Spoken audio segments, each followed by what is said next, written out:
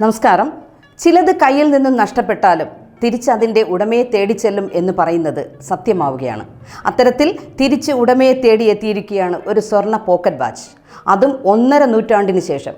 Michigan തടാകത്തിൻ്റെ ആഴങ്ങളിൽ നഷ്ടപ്പെട്ടു പോയ ഒരു സ്വർണ്ണ പോക്കറ്റ് വാച്ച് ഇപ്പോൾ കണ്ടെത്തിയ വാർത്ത സമൂഹ മാധ്യമങ്ങളിൽ നിറയുകയാണ്. ഒരു കപ്പൽ അപകടത്തിലാണ് ഈ വാച്ച് നഷ്ടപ്പെട്ടത്.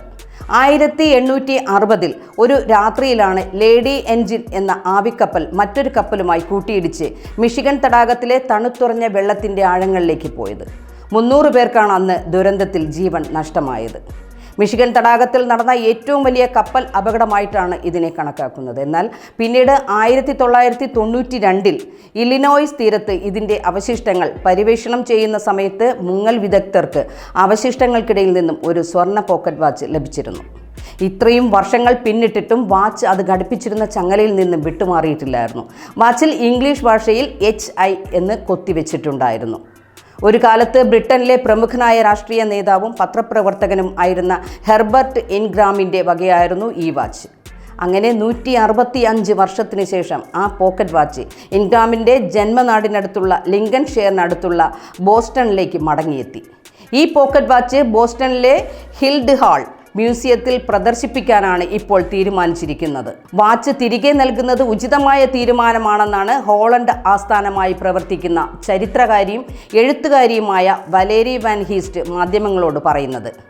അപകടം നടന്ന് ഇത്രയും വർഷങ്ങൾ കഴിഞ്ഞിട്ടും വാച്ചിൻ്റെ ഉടമയോടും അവരുടെ കുടുംബങ്ങളോടും നമ്മൾ കാട്ടുന്ന പരിഗണന ഏറെ പ്രശംസ അർഹിക്കുന്നതായും അവർ ചൂണ്ടിക്കാട്ടി. കപ്പലപകടത്തിൽ നഷ്ടപ്പെട്ടു പോയ വ്യക്തികളെ എല്ലാവരെയും ഓർക്കാനും ഇത്തരം സന്ദർഭങ്ങൾ ഏറെ സഹായിക്കുമെന്നും വാൻ ഹീസ്റ്റ് വ്യക്തമാക്കി. 1860 സെപ്റ്റംബർ 8 രാത്രിയിലാണ് ലേഡി എൻജിൻ എന്ന ആവിക്കപ്പൽ ചിക്കാഗോയിൽ നിന്നും മിൽവാക്കിലേക്കുള്ള മടക്കയാത്രയിൽ കൊടുങ്കാറ്റിൽപ്പെട്ടത്. ഇതിലെ ഭൂരിഭാഗം യാത്രക്കാരും അയർലൻഡുകാരായിരുന്നു. കുറ്റാക്കുറ്റിരുട്ടിൽ ലേഡി എൻജിൻ വെളിച്ചമില്ലാതെ അമിതഭാരവും കയറ്റി വന്ന അഗസ്റ്റ് എന്ന വലിയ ബോട്ടുമായി കൂട്ടിയിടിക്കുകയായിരുന്നു. മിനിറ്റുകൾക്കുള്ളിൽ ഇരു യാനകളും തടാകത്തിൻ്റെ ആഴങ്ങളിലേക്ക് മുങ്ങിപ്പോവുകയായിരുന്നു.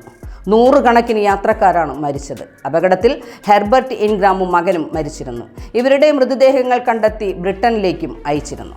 ഇൻഗ്രാം പ്രഗത്ഭനായ പാർലമെന്റ് അംഗവും പ്രമുഖനായ പത്രപ്രവർത്തകനുമായിരുന്നു.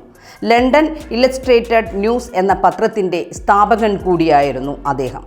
1992 ആരംഭിച്ച പര്യവേഷണത്തെ തുടർന്നാണ് സ്വർണത്തിൽ നിർമ്മിച്ച ഈ പോക്കറ്റ് വാച്ച് കണ്ടെടുത്തത്. തുടർന്ന് പര്യവേഷണ സംഘം 30 വർഷത്തിലേറെ കാലം ഇക്കാര്യം മറച്ചുവെച്ചിരുന്നു.